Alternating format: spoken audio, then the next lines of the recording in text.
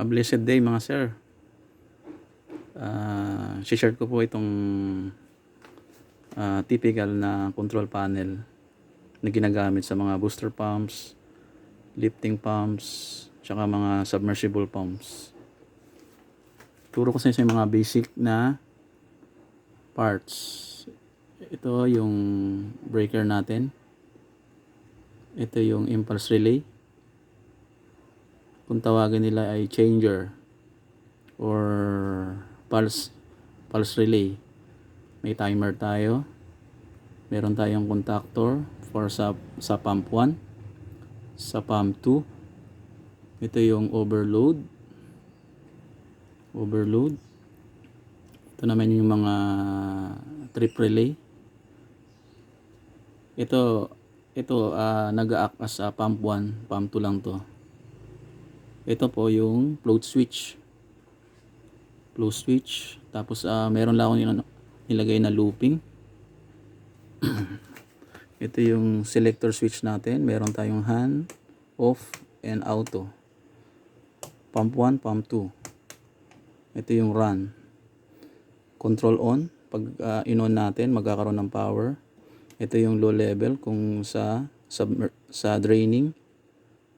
Ito yung trip. Ang typical na operation nito is kung naka-auto siya, duty standby. So nag-alternate work siya. Kapag puno na yung tangke, mamatay, susunod na aandar yung isa. Kapag may problema naman ito, nag-trip ito, automatic din na gagana tong kabila. Kapag wala na ring tubig, automatic ika-cut off din. Ika-cut off din ng low level float switch natin, and then maka-cut off yung buong control. So try po nating i-testing.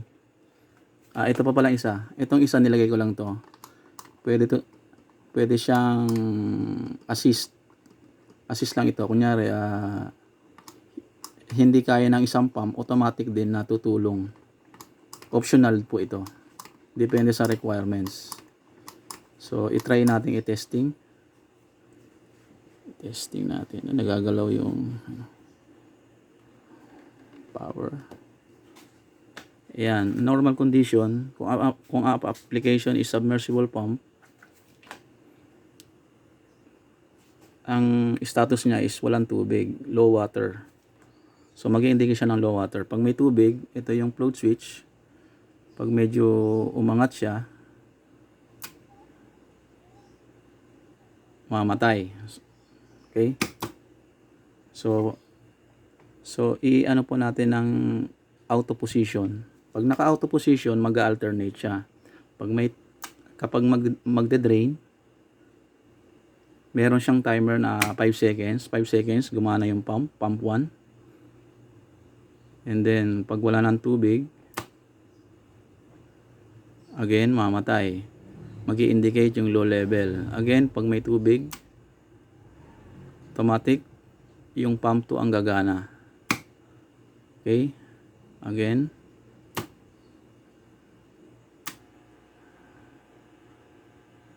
Always na meron akong nilagay na delay na 5 seconds each pump.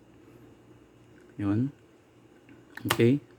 Halimbawa po na nag-trip. I-try natin na mag-trip.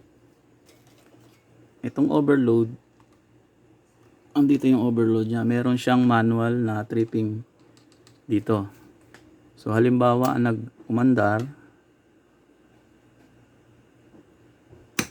Okay, halimbawa umandar yung pump 2. So nagka-problema yung pump 2. Automatic gagana yung pump 1. And then magi-indicate na trip. So malalaman natin na may problema yung pump pump 2. So kapag na ganyan yung status, kapag wala ng tubig, again,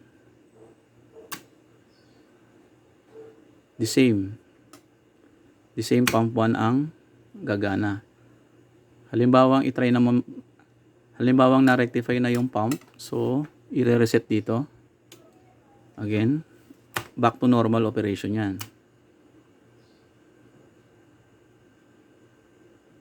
Okay, pump 2. So susunod gagana yung pump 1. Yung pump 1 naman ang ite-testing natin. I-trip natin. Halimbawa yung pump 1 ang may problema, automatic nagagana yung pump 2 at mag-i-indicate ng trip.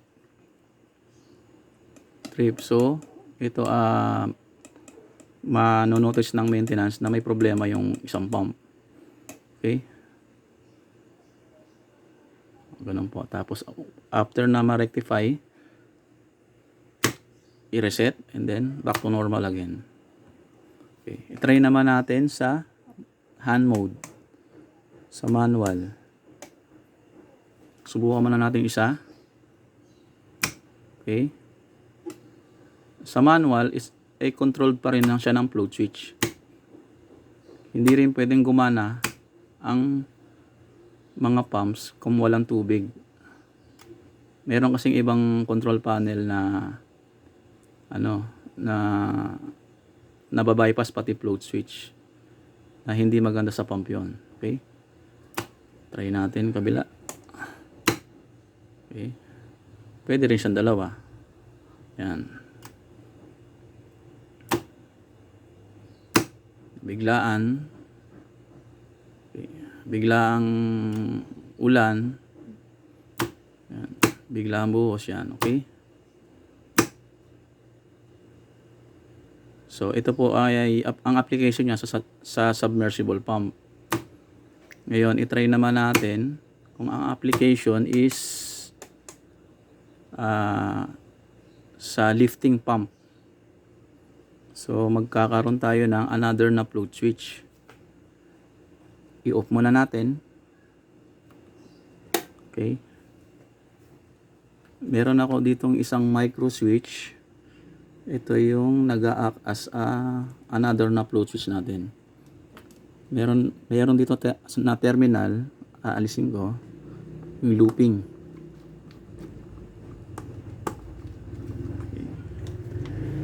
Lagyan natin ng another na float switch.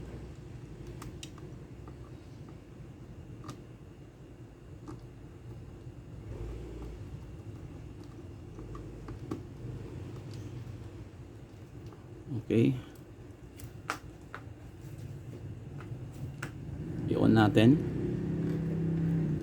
Okay, yun, ang operation nito is lifting pump.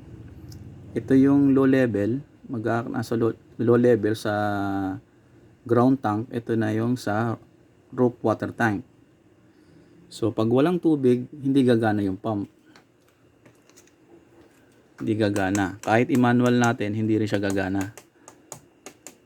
Kailangan magkaroon muna ng tubig para mabigyan niya ng power yung circuit natin, yung control circuit natin. So nawala na yung low level.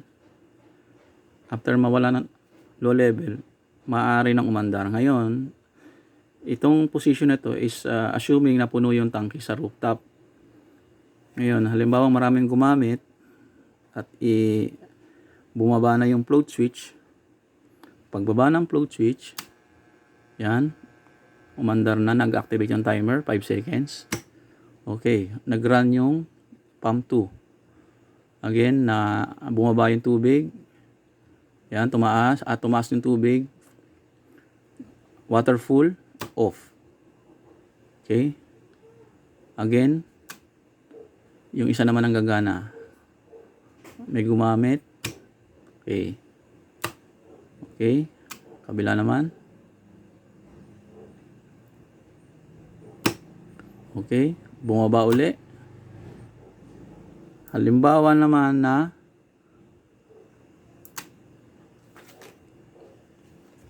kumana tong isang pump, nagka-problema, nag-trip.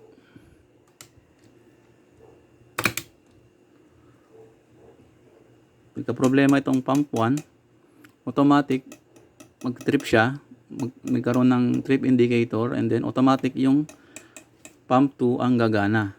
Ito yung pump 2 natin, water pump 2. So ganun din, after na ma-rectify ang sira, reset, back to normal. Without water, Hindi siya gagana.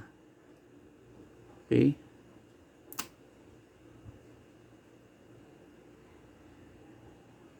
Yung isa naman, testingin natin. Okay. Nag-trip. Automatic din na gumana yung isa.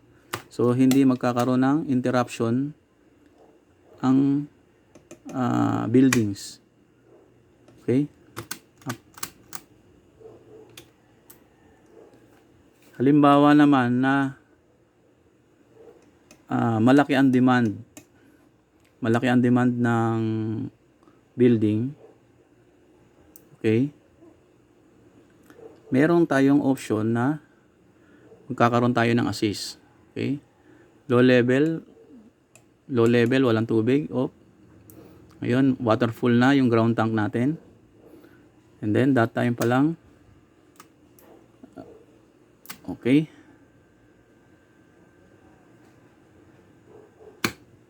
Okay. Halimbawang hindi kaya ng pump or may bara doon sa impeller, may bara sa piping, meron pang assist.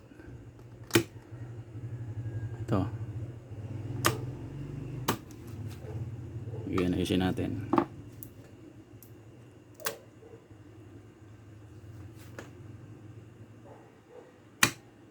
Yan. Kung gumana yung pump, hindi kinaya nung isa, malaki ang demand, pwede tayo maglagay ng option na flow switch assist. So, ibig sabihin, magkakaroon tayo, mag-i-install tayo ng dalawang float switch doon in different level. So, merong lower, merong higher. So, pag inabot pa rin yung lower, tutulong yun. So, dalawang pump ang gagana. Pag dalawang pump ang gagana, ngayon, mas malaki ang volume ng water na madadala sa taas. So, halimbawa, nag-off na yung assist natin, yun. So, isa na lang hanggang mapuno na. Okay. Ganun po. Yung isa naman, yan. Kapag yung run, hindi kinaya, assist. Okay.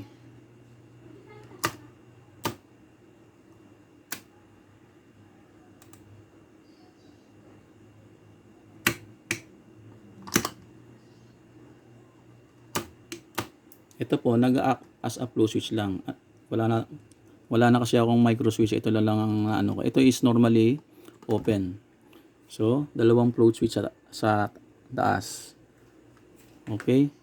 Ngayon, sa booster pump pressure switch naman ito.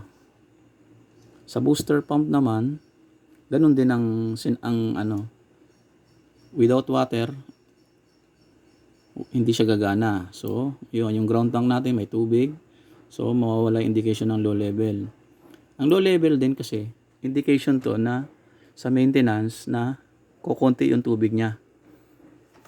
Kukunti. So, pwede siya tumawag ng tanker or baka sira yung mga valves, baka may nasara. Ganun. Okay? So, halimbawa sa garden, irrigation, or depende sa application.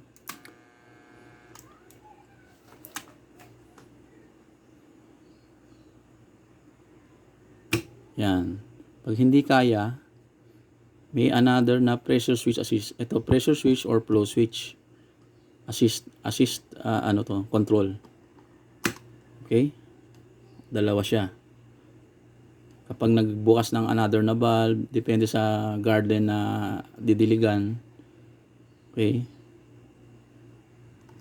Okay?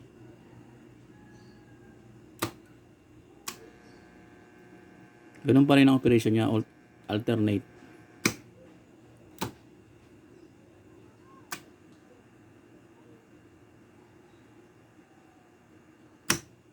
Okay? Hanggang doon na lang muna po. Thank you.